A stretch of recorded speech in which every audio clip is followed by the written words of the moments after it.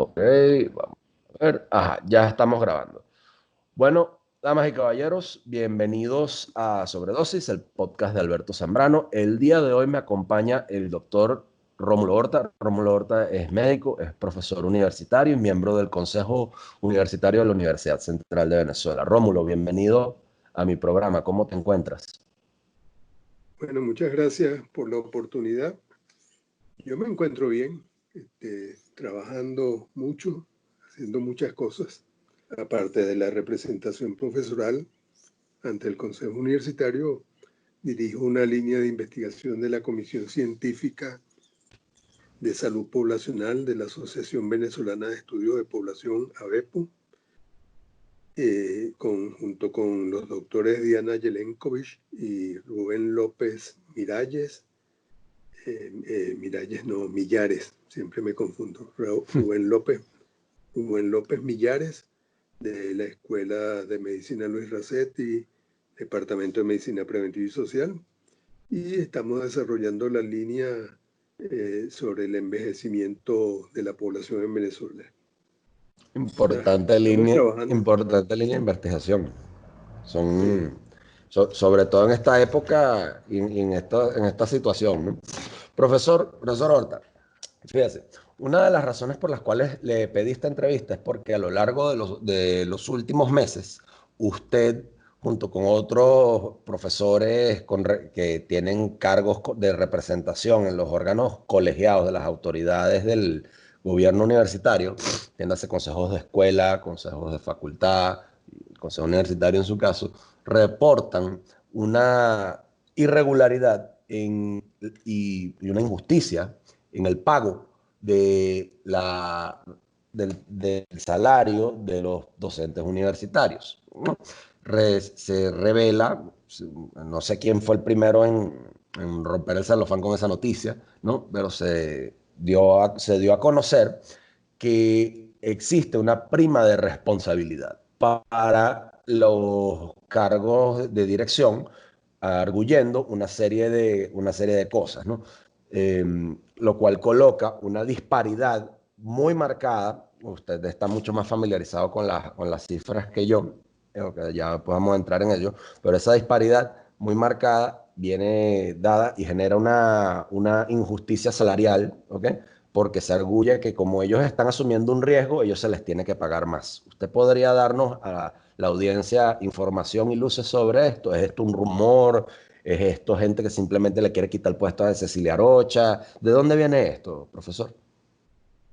Mira, el asunto es más grave de Ok, lo que tú estás diciendo, porque esto surge a raíz de un pacto de los rectores universitarios agrupados en la Asociación Venezolana de Rectores Universitarios, que ellos dicen ser de oposición, pactaron con la Asociación de Rectores Bolivarianos, es decir, los rectores universitarios progubernamentales, y también el pacto incluyó al ministro de Educación Universitaria.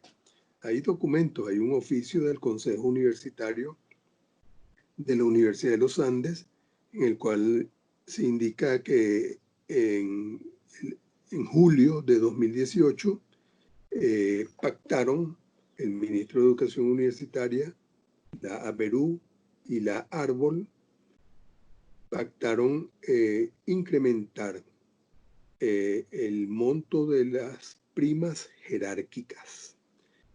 El nombre de primas jerárquicas incluye una variedad de denominaciones: prima jerárquica o prima de cargo, prima de responsabilidad.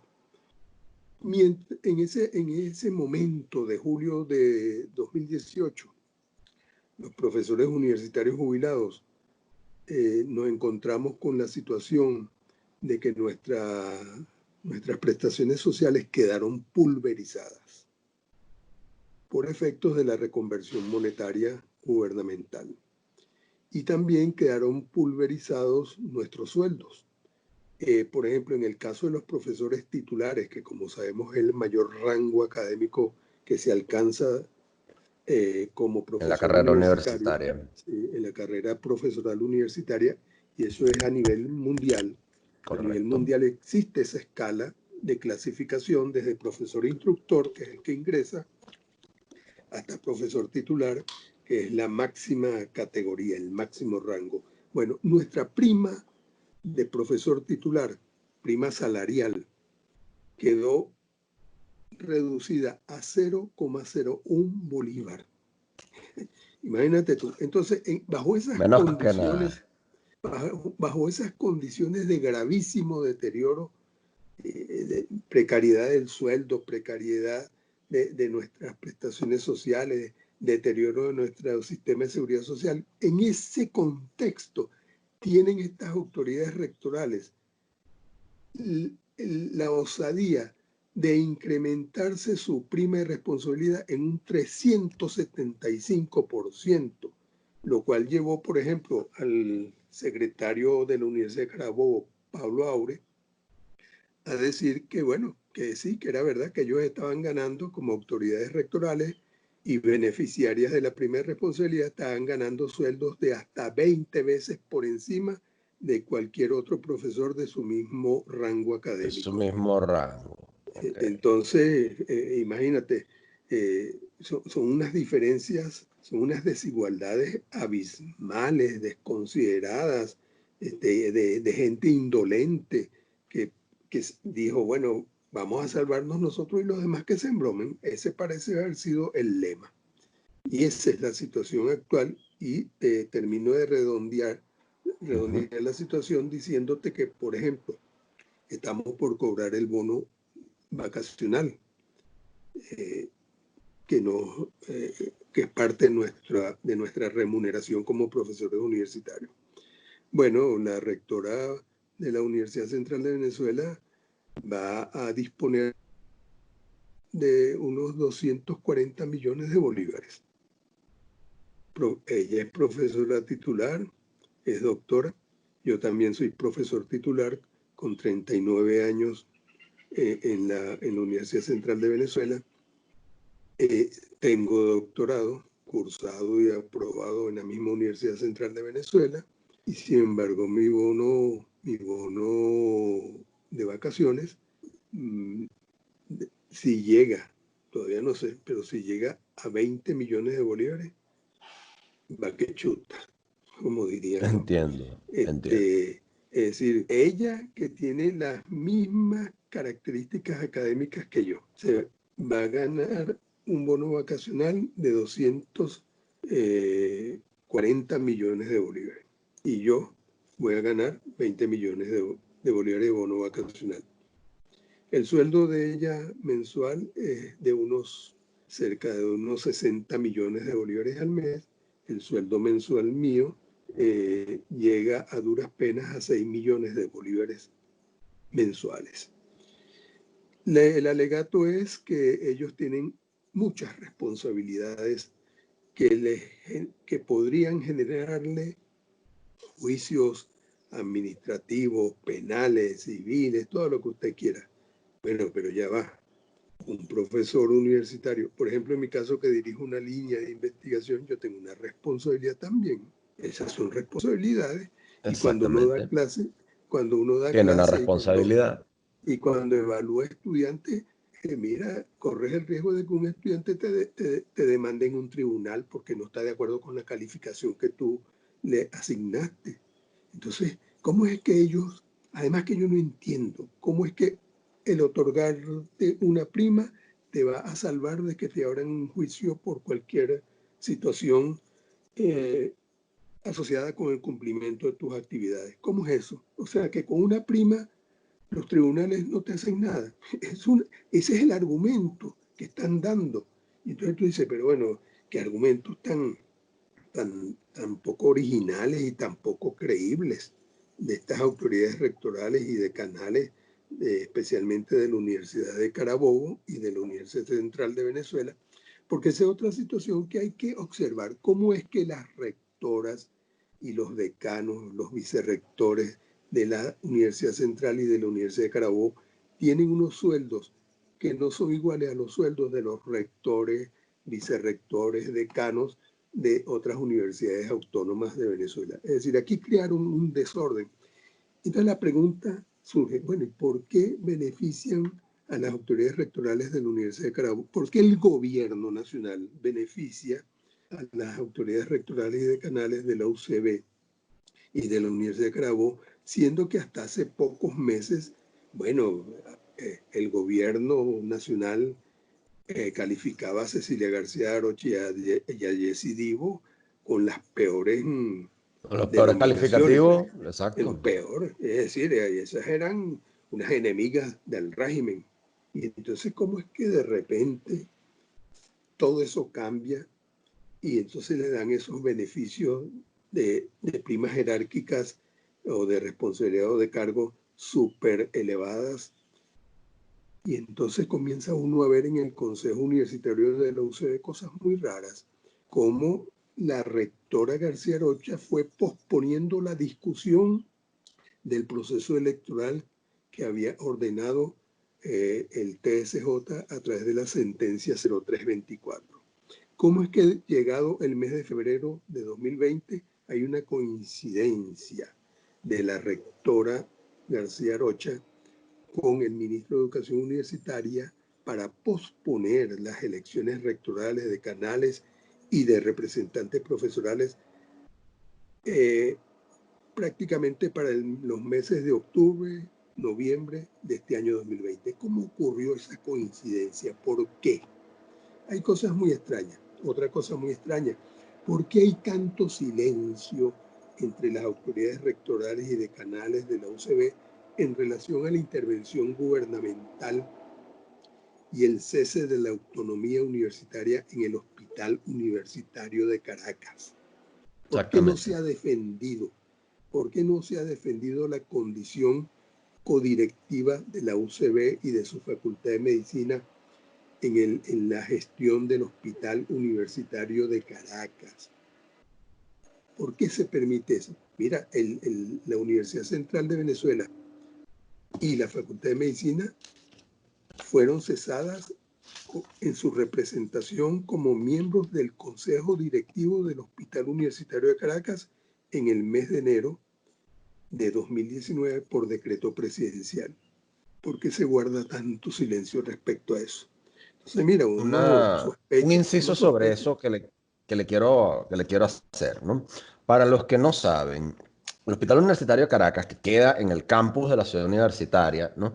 Durante años, previos a esta gestión, previos al gobierno chavista, previo a la gestión rectoral de la rectora García Rocha y de la gestión de Canal de Migdio Balda, eh, el hospital universitario se administraba con dos cabezas, ¿no? Con una parte que le ponía, por así decirlo, la universidad, como usted así bien lo explica, y una parte que la ponían las instituciones gubernamentales, como, El como era Ministerio el ministerio, de ¿no? Salud.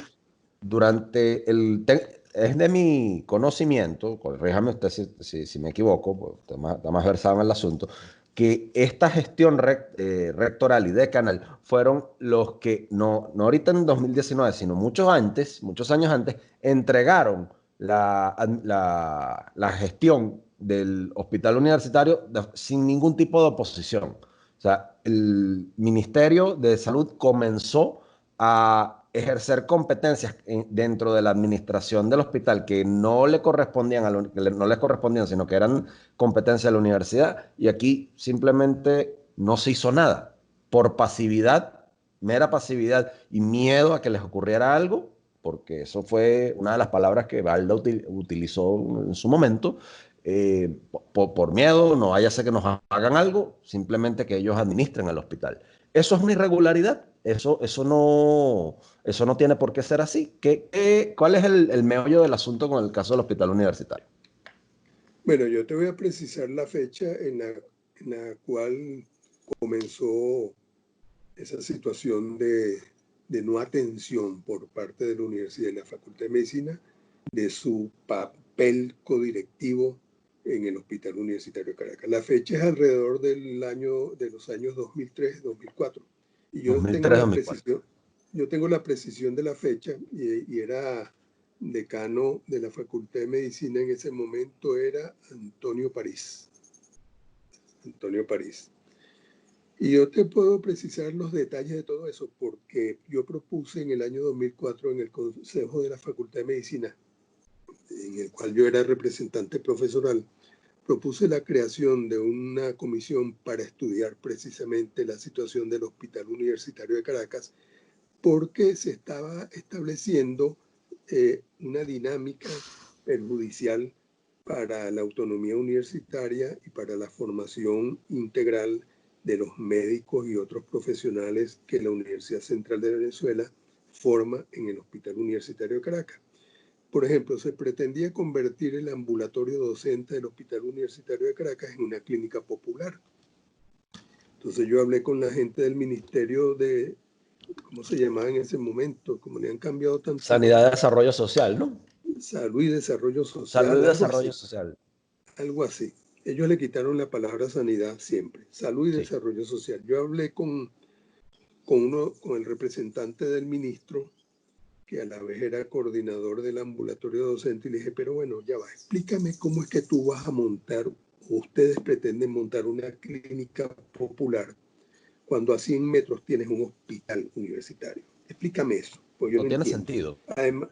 Además, mira, yo le decía, ese ambulatorio docente es una extensión de la consulta externa del Hospital Universitario de Caracas. Ese ambulatorio se abre para descongestionar la consulta externa del Hospital Universitario de Caracas. Y ustedes pretenden convertir ese ambulatorio en un barrio adentro. Ahora, yo quiero que me digas cuál es la población, cuál es la cobertura poblacional y geográfica de un ambulatorio que está dentro de la universidad. ¿Cuál es cómo es la cosa? ¿Cuál es el barrio? Argumentar desde un punto de vista técnico la readaptación y la colocación de eso allí, pues. Y otra pregunta técnica que yo les decía era, dime cuál es la capacidad resolutiva de este ambulatorio. Dime cuál es su clasificación, si es primer nivel de atención o es segundo nivel de atención o es tercer nivel de atención, porque hasta donde yo tengo entendido, esto es tercer nivel de atención porque esto es consulta externa del Hospital Universitario de Caracas. Entonces ahora, como ustedes pretenden convertirlo en un barrio adentro, dentro de la UCB, dime cuál es el nivel de atención que ustedes le darían como clasificación a ese barrio dentro de la UCB. No había respuesta. Entonces yo propuse esa comisión fue designada, la coordinaba el profesor Manuel Velasco y yo era el secretario ejecutivo. Yo pedí la secretaría ejecutiva porque las secretarías ejecutivas siempre son las que hacen el trabajo. Bueno, y junto con el decano París, en ese momento logramos parar la conversión del ambulatorio docente en un barrio adentro y logramos parar las misiones estas de una misión universitaria Sucre, la misión Sucre dentro del Hospital Universitario de Caracas y el funcionamiento de los círculos bolivarianos dentro del Hospital Universitario de Caracas, porque España, el que era director del hospital, lo entendió y aceptó. Pero después, cuando fue reemplazado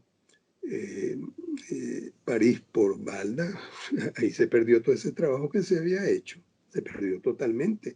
Balda empezó a entregar el Hospital Universitario de Caracas, a aceptar cualquier cosa que decidiera el gobierno de ahí adentro, violando el Estatuto Orgánico, que es una ley de la República, el Estatuto Orgánico del Hospital Universitario, violando el convenio entre la Universidad Central de Venezuela y el Hospital Universitario de Caracas.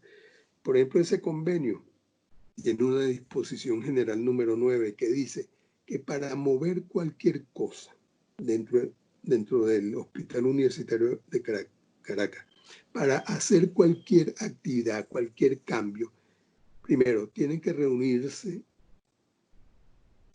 la UCB y el ministerio.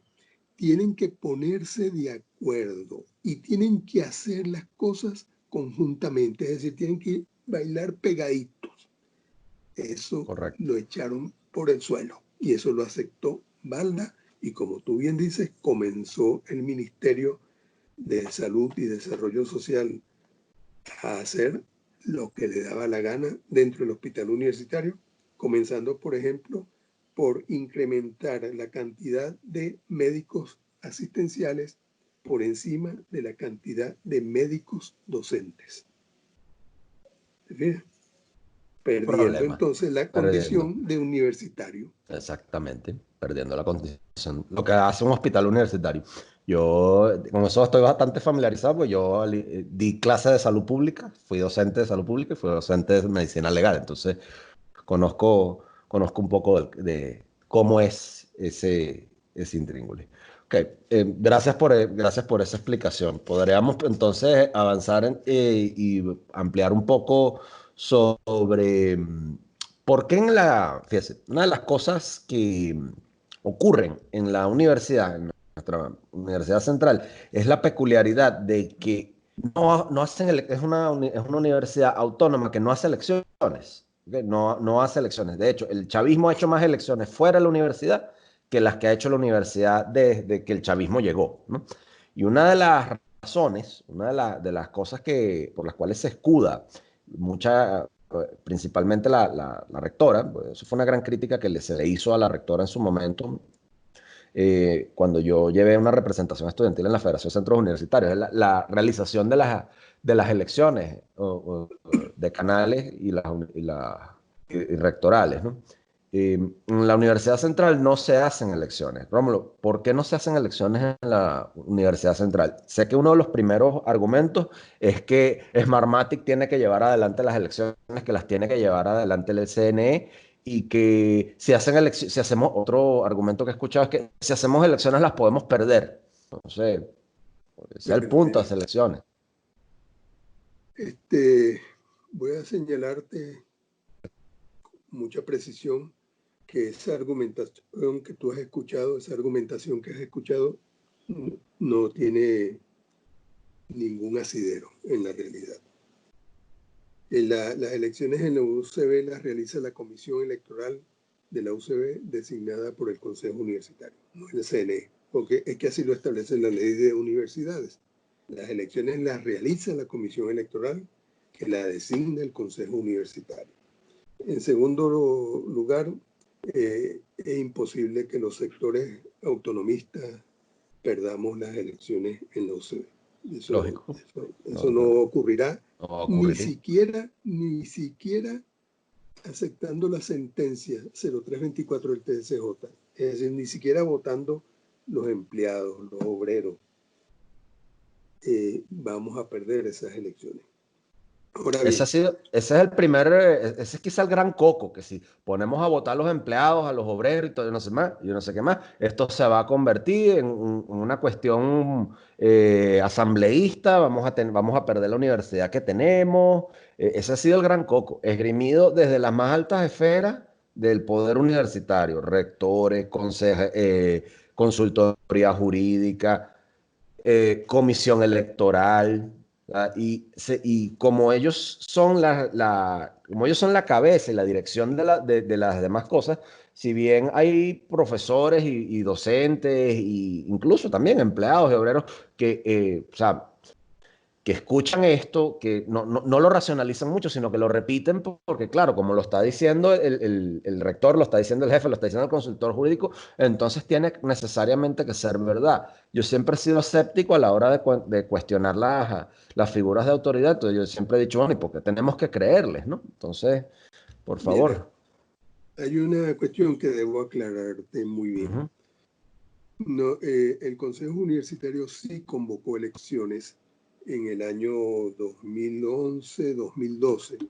En el año 2011 para elegir autoridades decanales y en el año 2012 para elegir autoridades rectorales. Es decir, sí se hizo la convocatoria.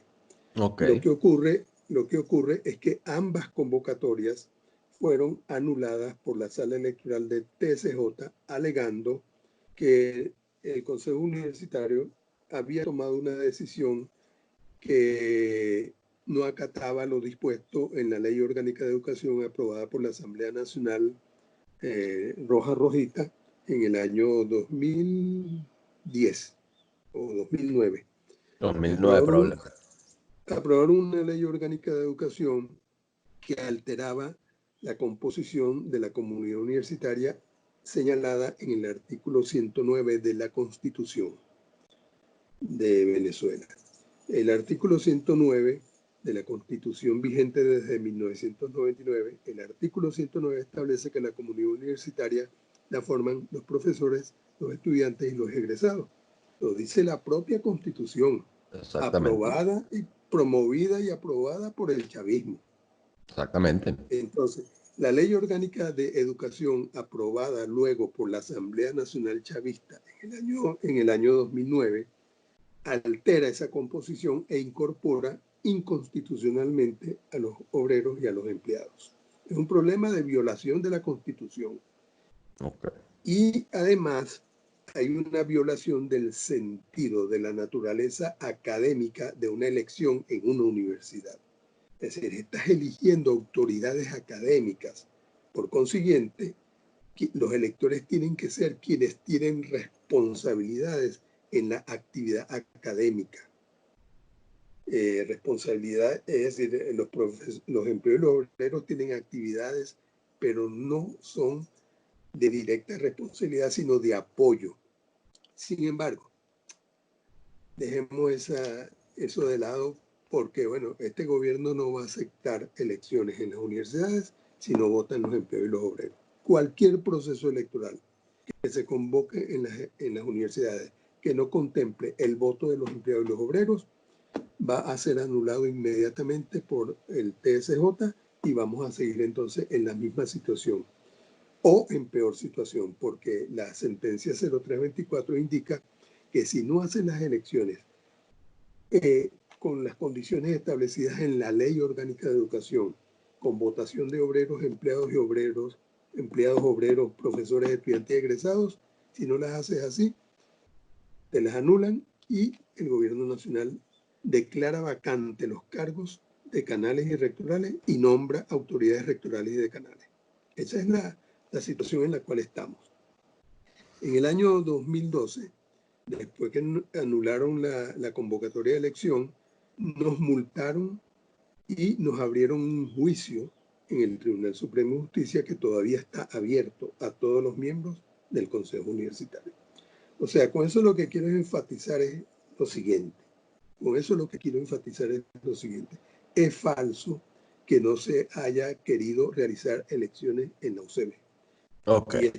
Y esto no es en descargo de la señora García, sino de todo el Consejo Universitario, porque fue una decisión no de la señora García Rocha, sino del Consejo Universitario en el año 2012.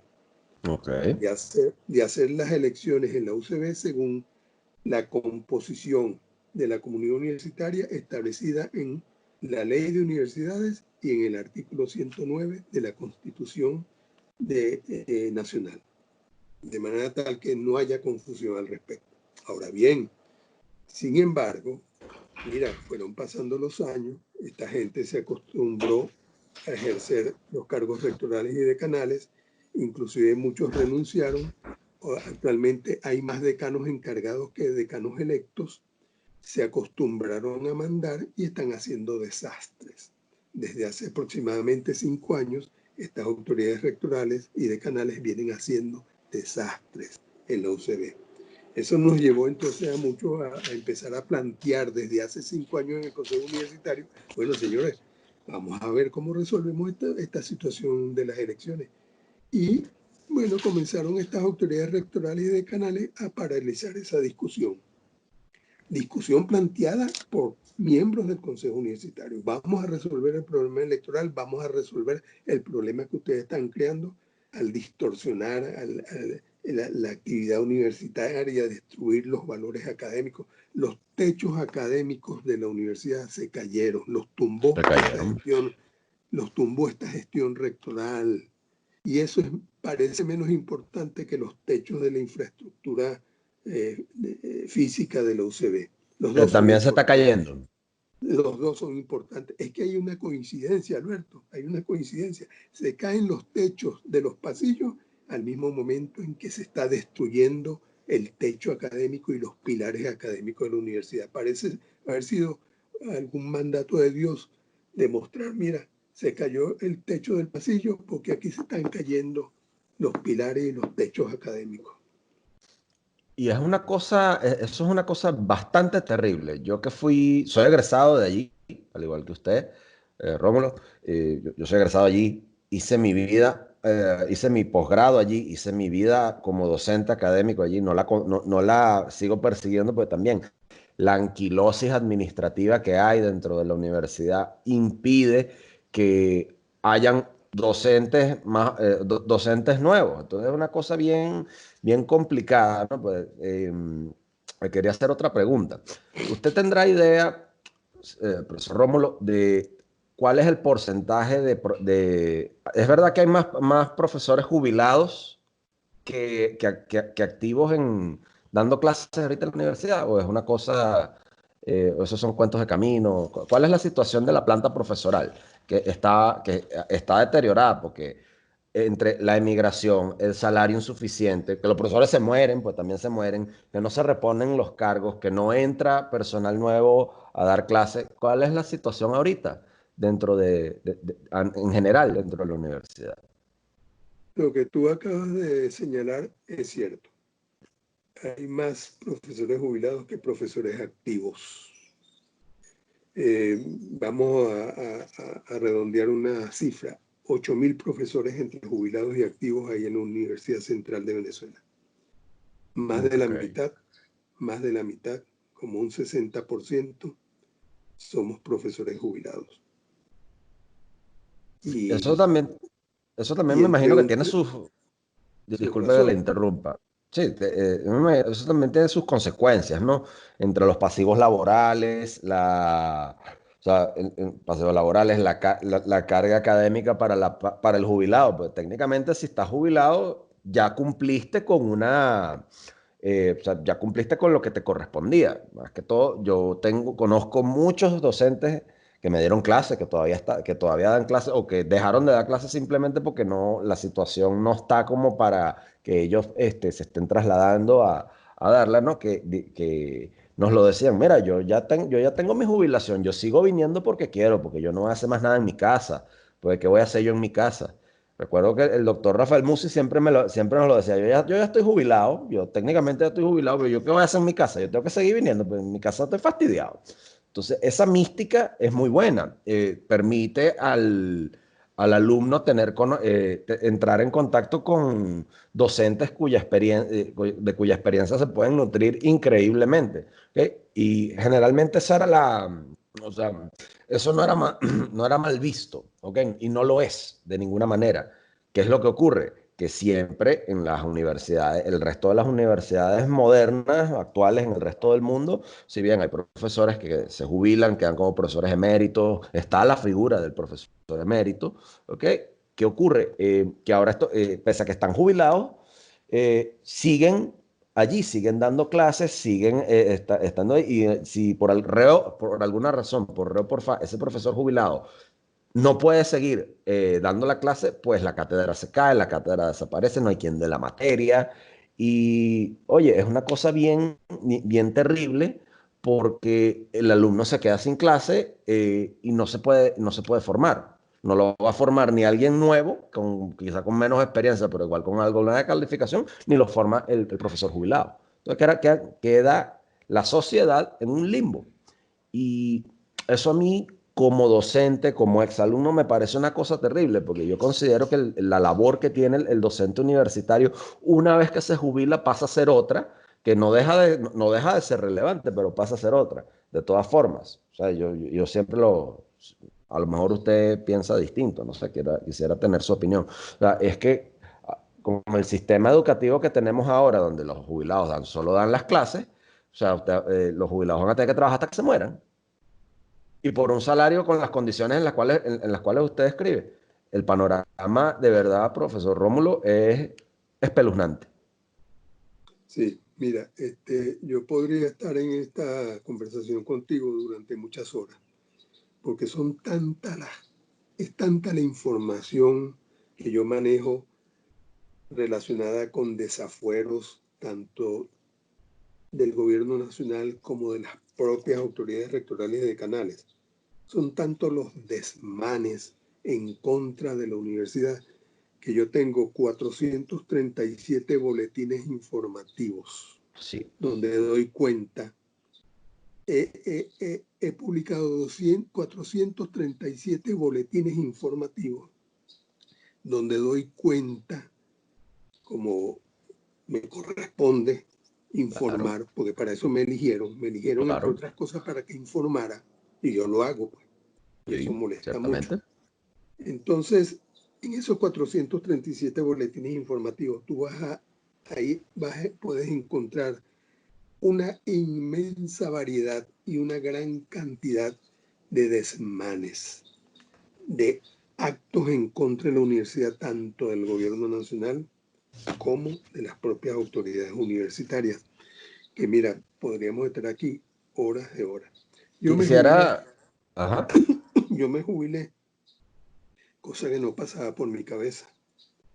Yo me jubilé hace 2 años. ¿Tú sabes por qué? Porque porque seguro. iba a empezar a llegar tarde. Iba a tener que empezar a llamar a decir, mira, no pude llegar porque el carro se me paró. Es decir, el carro mío actual, mi carro actual lo compré en el año 2005. O sea, tiene 15 años. Tiene 15 15 años, años. un carrito Tiene, viejo. sí, tiene un carro económico, de esos Hyundai. Ujú.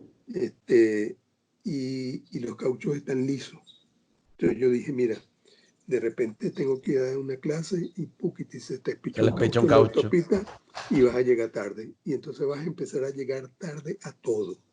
Entonces, mire, maestro, después de haber pasado una vida llegando a las 6 de la mañana a abrir puertas en la universidad y a preparar, a refrescar un poco la clase que comenzaba a las 8 de la mañana, empezar a llegar tarde, no, maestro, y a incumplir, no, no, no, Eso eso no es es un conmigo. deterioro. Es Y un es un deterioro. deterioro. Y entonces yo dije, no, yo no puedo garantizar llegar. No puedo garantizar porque el carro, ese carro es Claro. demasiado Se noble. entiende. Se Y entiende. entonces yo Se dije, entiende. bueno, me jubilaré, ¿qué voy a hacer? Yo no pensaba eso. Yo pensaba jubilarme cuando me fuera por decisión de Dios y la Virgen. Entiendo. Entonces, me jubilé. Y como yo, muchísimos se están jubilando, muchísimos están renunciando o muchísimos están empezando a cabalgar horarios porque tienen que ver cómo resuelven su gravísimo problema socioeconómico y de seguridad social. Porque te voy a decir una cosa, los sueldos de los profesores universitarios nunca han sido una maravilla. No, no, siempre han sido sueldos muy precarios, pero teníamos un instituto de previsión de nuestra seguridad social que valía la pena quedarse Ciertamente. con un sueldo no muy bueno, pero tenías garantizado la hospitalización, la cirugía y la maternidad en el caso de las profesoras. Y Claro. eso no existe. Ciertamente. Y eso no existe.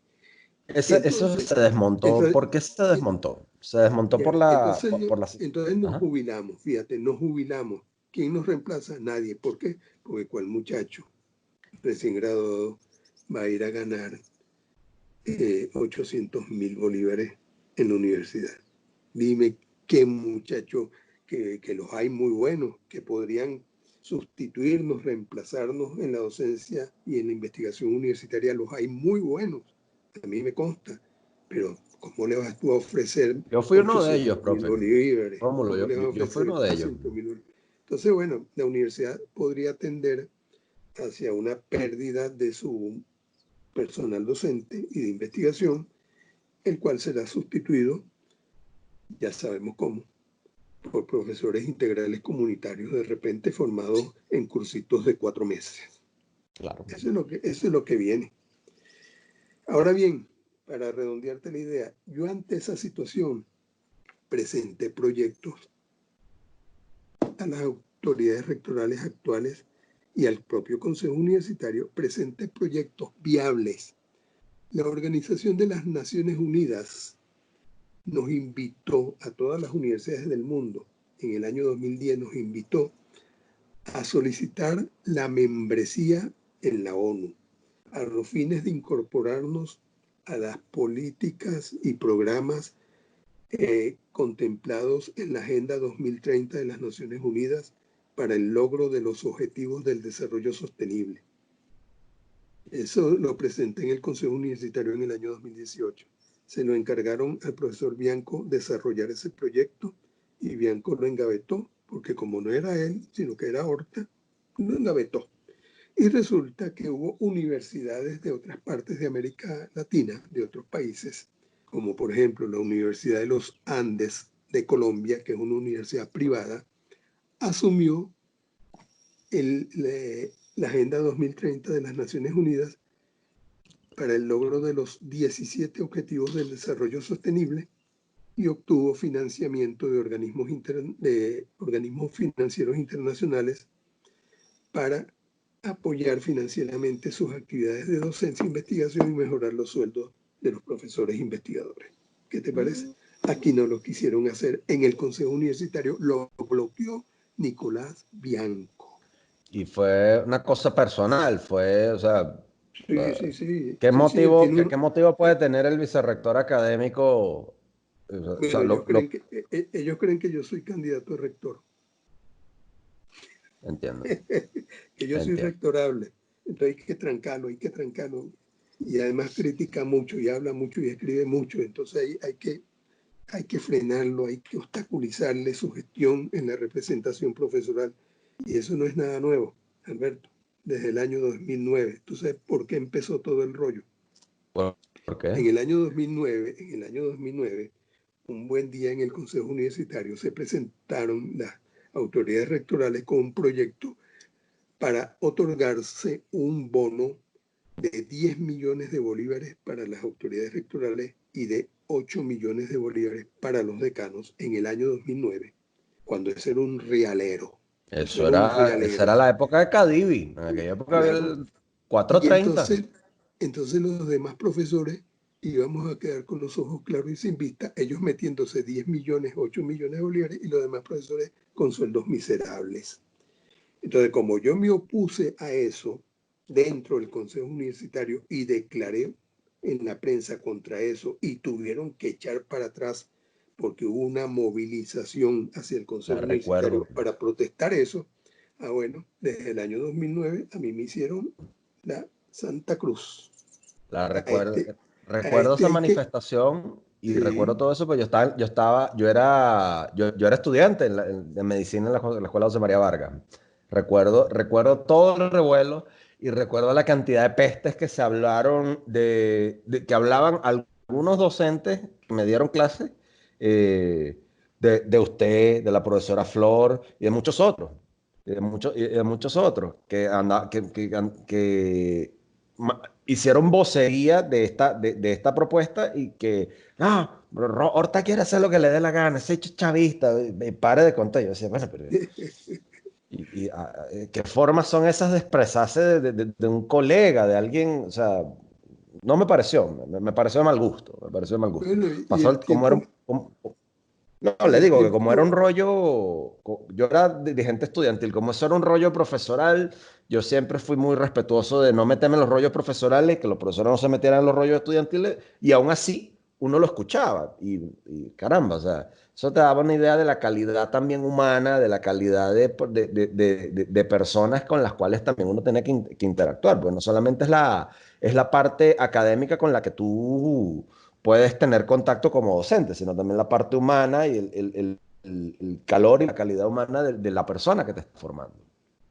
pero fíjate lo siguiente. Ese rollo entonces lo pararon ante la presión en el año 2009, echaron para atrás la decisión, pero se fueron preparando y siempre tuvieron en mente eso de adjudicarse unas primas o unos bonos que los diferenciaban salarialmente mucha diferencia respecto a los demás profesores. Y cumplieron su objetivo ahorita en julio de 2019 con la anuencia del Gobierno Nacional del Ministro de Educación Universitaria, porque hay documentos que lo demuestran. Porque eso ni siquiera, la prima esta de responsabilidad, su incremento, eso no lo aprobó ni siquiera el CNU. fue un acuerdo del ministro con los rectores de la ABERU y los rectores chavistas de Árbol. Eso no lo aprobó el CNU. O sea, todo eso es ilegal, pero están cobrando. Claro. Otro detalle que te quiero dar es el siguiente. Es decir, desde el año 2004 yo conocía de los planes de intervención del Hospital Universitario de Caracas. Eso lo presenté yo en el Consejo de la Facultad de Medicina en el año 2004 y surgió aquella comisión de la cual te hablé antes. En el año 2018 me entero yo, porque voy y hablo con los directivos del Hospital Universitario de Caracas designados por el gobierno, por el ministerio, pues la UCB se desentendió de pelear por el hecho de que el director del hospital tiene que ser nombrado de mutuo acuerdo entre el ministerio y la universidad. La universidad, durante esta gestión rectoral de la ultra opositora, de la, bueno, pues, la ley de opositor. de la magnum el non de plus la ultra de la oposición. Cecilia García Rocha, todo eso. A veces yo decía en el Consejo Universitario, ¿será que yo estoy soñando? Porque yo llevo como 10 años planteando la situación del hospital universitario en el Consejo Universitario y nadie me hace caso, ni siquiera los representantes estudiantiles, varios de los cuales eran de medicina. Yo decía, ¿sería que yo soñé esto? ¿Será que yo soñé esto del hospital universitario? No, era verdad. Y en el año 2018, en octubre, voy al Consejo Universitario y digo, mira señores, el proyecto es definitivo.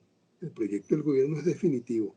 La universidad tendrá que salir del Hospital Universitario de Caracas, sacar todos sus macundales y ver a dónde los lleva, porque la intención es abrir el Hospital Universitario de Caracas a todas las universidades que tengan facultades de ciencia de la salud y sacar a la UCB de la gestión del hospital universitario. Es decir, ser invitada. La UCB será invitada, su facultad de medicina será invitada previa presentación de un cronograma de actividades, se le dará permiso para que venga a realizar actividades en el hospital universitario. Todo eso lo alerté yo en el Consejo Universitario y creyeron que era embuste.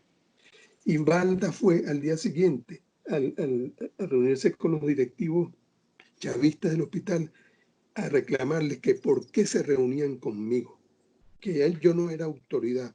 Yo en el Consejo Universitario le dije, mire, no sea soquete, yo soy miembro del Consejo Universitario, tengo facultades legales para intervenir en todos los asuntos de la universidad, en cualquier facultad, en todas partes de la universidad, porque soy miembro del Consejo Universitario. Bueno, chicos, eso fue en octubre de 2018. En enero de 2019 estaba el gobierno interviniendo en el Hospital Universitario de Caracas y sacando a la UCB de la gestión del Hospital Universitario de Caracas. Ante esa situación, ya yo había preparado un proyecto para salvar al Hospital Universitario de Caracas, un proyecto que fuera más allá de cualquier proyecto súper revolucionario en favor del pueblo que tuviera el gobierno nacional. Yo presenté un proyecto para la creación de la red integrada de servicios de salud prehospitalarios y hospitalarios del suroeste de Caracas, asociada al Hospital Universitario de Caracas, donde el Hospital Universitario de Caracas iba a tener la función directiva de la gestión de toda la red de ambulatorios y de servicios hospitalarios ubicados en la zona suroeste de Caracas, desde Los Chaguaramos hasta La Mariposa. Yo presenté ese proyecto, lo aprobó el Consejo de la Facultad de Medicina, me propuse para coordinar las actividades para desarrollar ese proyecto que implica mucha actividad, levantamiento de información demográfica, epidemiológica, de servicios de salud en la zona, etc.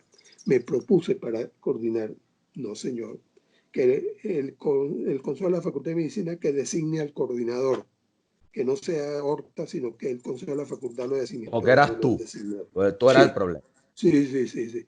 Claro. Cosas personales. Sí, es que hay un rollo personal de ellos desde aquella época del año 2009 que les tranqué lo del bono millonario que pretendieron auto-otorgarse. Porque fíjate, Rómulo, desde el poder, y esto ocurre, si la universidad es un plato de Petri de lo que es la sociedad venezolana, ¿no? y es una micro Venezuela. Entonces tú te fijas cómo ocurren las cosas, porque desde el poder se te pinta, ¿ok? Como un factor divisivo, como un agente del chavismo, como una persona que le hace el juego, cuando el poder realmente, y que los que pueden hacerle el juego al chavismo son los que toman las decisiones. Entonces, ¿qué es lo que ocurre? Que los que toman las decisiones en la universidad, que dicen ser opositores, tienen a gente que les maneja la reputación, que son unos linces, ¿ok? Que manejan unas líneas discursivas, no, o sea, que pueden sonar convincentes, pero si tú las ves, parecen un castillo, pues un castillo de naipes. Y no es sino teniendo este tipo de conversaciones contigo, ¿ok? Y permitirle a la persona, a una persona como tú, o a los demás, defenderse y exponer lo que tienen que decir, o sea, mostrar una realidad, porque yo te aseguro que si tú tienes una conversación con cualquier persona sobre lo que hace la rectora García Rocha, el profesor Bianco, el profesor Balda, ¿ok? No, esos son demócratas de carta cabal. Esa gente respeta la universidad, quiere su universidad, quiere lo mejor para los profesores, pero cuando tú ves sus actuaciones administrativas te topas con otra cosa, ¿no? Entonces es una especie de Dr. Jekyll y Mr. Hyde académico, ¿ok? Que, caramba, te deja a ti como egresado, te deja como estudiante, te deja como profesional, o incluso los que no tienen nada que ver con la academia, que simplemente un padre que quiere que su chamo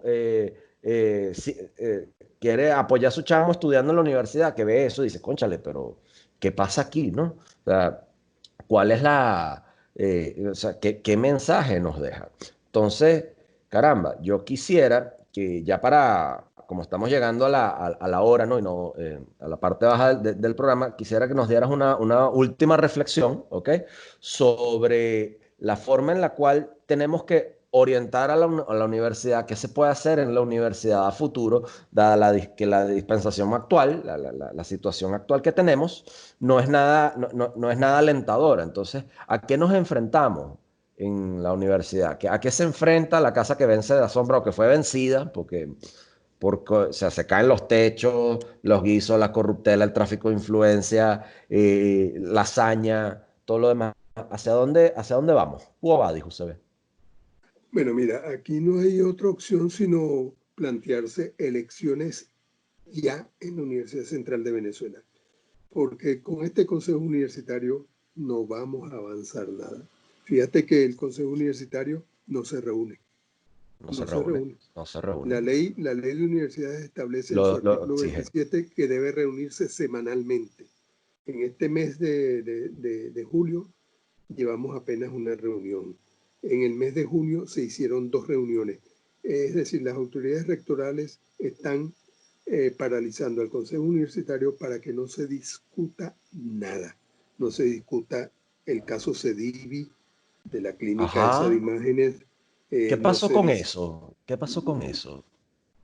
Está suficientemente debatido, vive diciendo Bianco. Eso está suficientemente debatido. El hombre se altera cuando en cada Sí, reunión del Consejo se Universitario molesta muchísimo cuando se lo se molesta señalan. muchísimo, se altera, se vuelve un energúmeno y entonces no acepta discutir, aclarar y resolver la situación de la adquisición de la clínica de imágenes Cadivi, de diagnóstico por imágenes Cadivi, eh, adquisición que nunca fue aprobada por el Consejo Universitario, pero fue comprada con dinero de los De la profesores, de la universidad. seguridad social de los profesores, dinero que maneja la rectora. Entonces tiene paralizado el Consejo Universitario para no discutir sobre ese DIVI, para no discutir sobre cómo está manejando la rectora los fondos los recursos financieros del Fondo de Jubilaciones de los Profesores, para no discutir sobre elecciones universitarias, porque parece ser que la señora García, el señor Bianco y el señor Belmonte quieren presidir los actos del próximo año de los 3 siglos de fundada la Universidad de Caracas, No Universidad estaría Central de menos, Venezuela. por Oye, supuesto. entonces lo que es perderse ese chance Ese bonche. Eso es tremendo de bonche, Rómulo. una institución que es más antigua que la República Venezolana. Entonces, Claro. imagínate tú cómo voy a perder yo ese ¿Cómo chance me si va a me perder yo quedé ese chance? 12 años. Si me quedé 12 años, puedo quedarme un Un año más año para más, un año más que yo esté presidir ahí, eso. eso no. Entonces, fíjate, Y mientras tanto, si esta gente sigue dirigiendo la Universidad Central de Venezuela, se va a seguir deteriorando la vida académica de la universidad. Se va a continuar deteriorando la actividad de extensión hacia la población venezolana, de prestación de servicio a la población venezolana. Se va a continuar deteriorando la formación de los profesionales que egresan de la Universidad Central de Venezuela. Se va a continuar deteriorando la administración de la Universidad Central de Venezuela. Mira, no hay otra. Elecciones ya. Y en eso ya hay un documento firmado por 300 profesores de la UCB que la rectora se niega a discutir, donde esos profesores piden elecciones en la Universidad Central de Venezuela. Hay un clima favorable para la participación electoral en la UCB, pero las autoridades rectorales están empeñadas, junto con el gobierno nacional, en que no las haya. ¿Qué hay por detrás de todo eso? Bueno. Plata, que cae plata. Bueno, uno sospecha muchas cosas. No puede sospechar, uno puede sospechar un montón de cosas, Rómulo. Yo no hablo si no tengo las pruebas en la mano. Claro, todo lo que yo digo, todo lo que yo digo y escribo es con pruebas en la mano. Todo eso lo sí que he dicho yo, todo lo que yo he dicho está en actas del Consejo Universitario. Por más que Belmonte intenta a veces alterar los contenidos de las actas del Consejo Universitario, sin embargo, uno graba algunas reuniones del Consejo Universitario por si acaso el señor Belmonte insiste en alterar lo que allí se discute y lo que allí se decide, cosa que ha hecho varias veces. Fíjate. O lo ha intentado, o lo intentó y lo frenamos. Ay, elecciones ya, Alberto. Esa es la consigna. Dios mediante, así sea, porque las necesitamos. Incluso la misma rectora dice que ha pasado mucho tiempo, porque parece que se quiere quedar allí. Yo me imagino que ese bonche a los 300 años está sabrosito. En fin. Rómulo Horta, un placer haberte tenido aquí en Sobredosis, en mi podcast en YouTube disponible. Le quiero dar las gracias a la gente en Patreon, los que se suscriben en mi Patreon, patreon.com/Alberto Zambrano. En esa página pueden conseguir todos los contenidos que yo hago y pueden encontrar la entrevista con el profesor Rómulo Horta en su totalidad. Muchas gracias por haber asistido con nosotros, Rómulo. Gracias, hasta luego.